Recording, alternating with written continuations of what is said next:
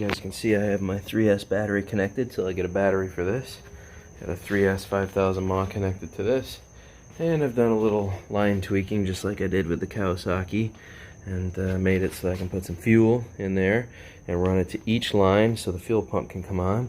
And now that I've got it connected, there you go, should be able to turn it over. So let me set up the camera and see if we can get this thing to fire up with some fresh fuel. Everything's on at this point.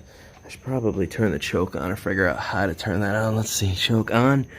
There we go. That says choke is on now. So let's set my phone up over here and see if we can record the first start and see if this thing even starts up.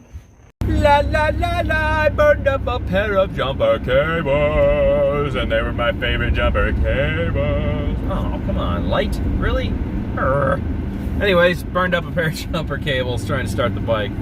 Apparently 1400 cc's is a lot of push power, so my cables were taking a beating. They were getting really hot, so I'm going down to get some heavy duty cables. I'm really tired. I was up pretty late last night working on this, so regardless, let's go get these cables. I ordered a new clutch master cylinder for it because it needed one. I ordered a new starter solenoid because after I'm done doing all this, I'm pretty sure it's gonna need one. And what else did I order?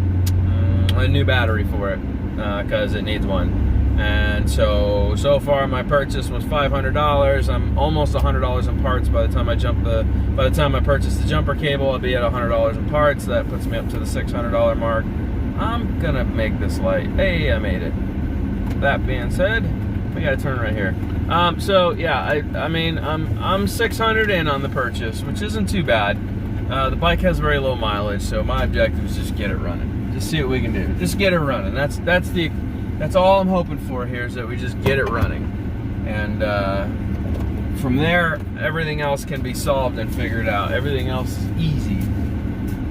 So let me run in here and get some cables. Okay, well, that's how the bike wants to play.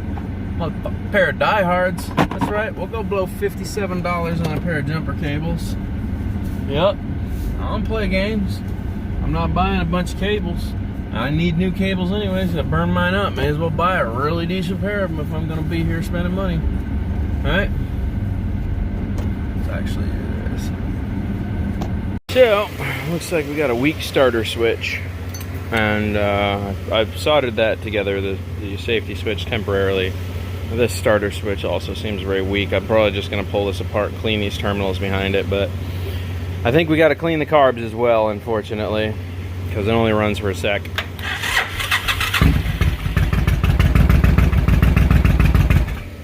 Then it dies, so it's not quite getting enough fuel. So it looks like we're gonna tear those carbs down today, see what's going on inside here. See what's happening. You like my little rigged up job there? Yep, little redneck ingenuity, temporary little gas tank while I clean the other one. Put a cap on there. Yeah. So, all right, well, the fun project starts of pulling these carbs out without screwing with the synchronization cable, which I think is this one. Yes, this is the sync cable. So as long as I don't tamper with the sync cable, I should just be able to clean these, pop them back in, and good to go. Might even rebuild them while I'm at it. We'll see. 30 years? Yeah, I might rebuild them. But it doesn't seem to want to take any more juice than that. You can see I got a weak switch here. I got to hammer it down to get it to connect correctly, enough to turn the bike over. Otherwise it does that little clicky stuff.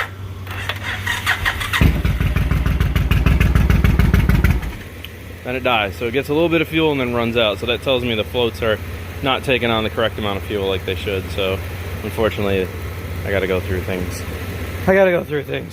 I was hoping I wouldn't have to, but here we go.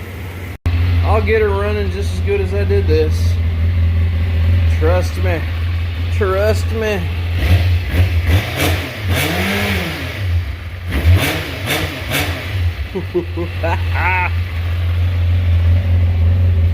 That one hasn't run in a few days, neither is this one.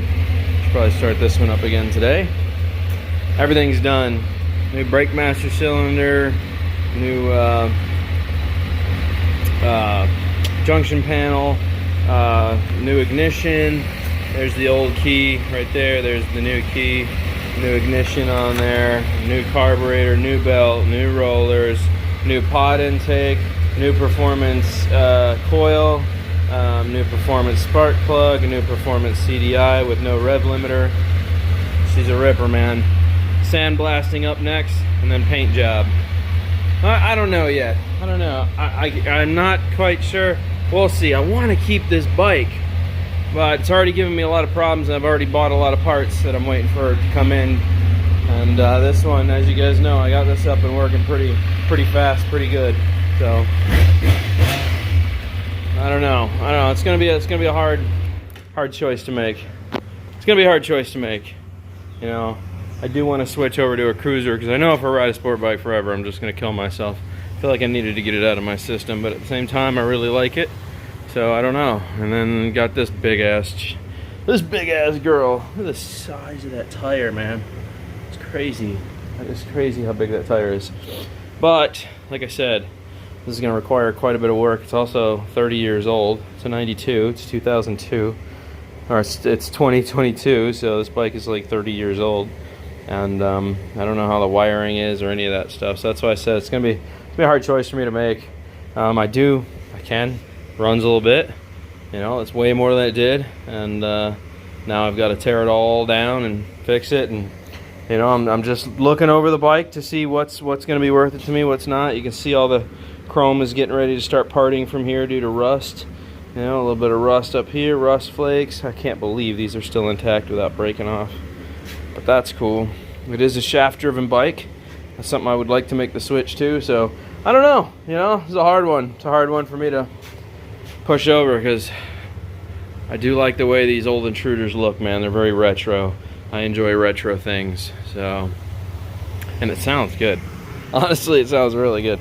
I'd like to hear it rev up a few times, but just at idle, it sounds good. So, I don't know. Decisions. Bruh.